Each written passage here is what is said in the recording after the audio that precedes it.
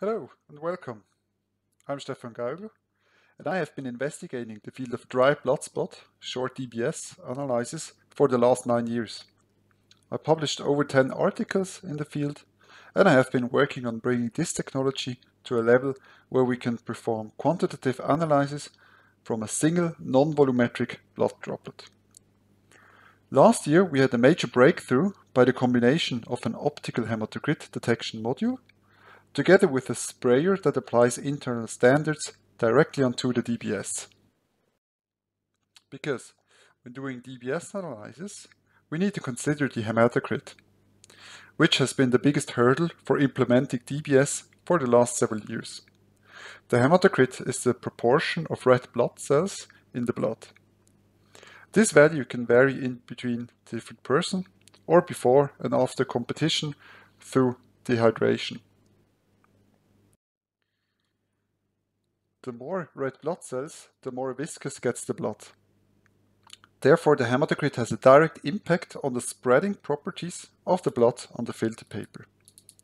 A low hematocrit gives a very bright spot with a larger area, whereas a high hematocrit gives a smaller spot with a darker area.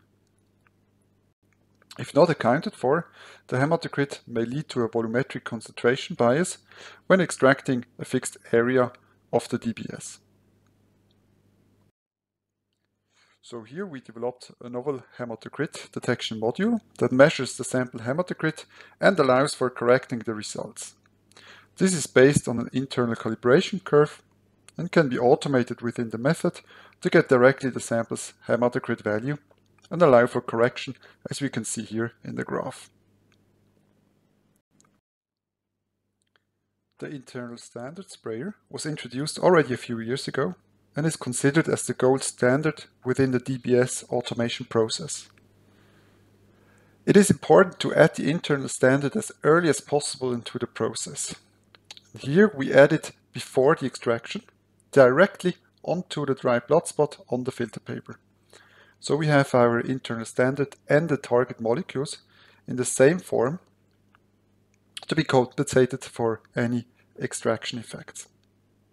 So by combining the two modules, internal standard spray and hematocrit scan, both hematocrit-based effects such as area and recovery bias are compensated, and we can perform quantitative DBS analysis from non-volumetric spots.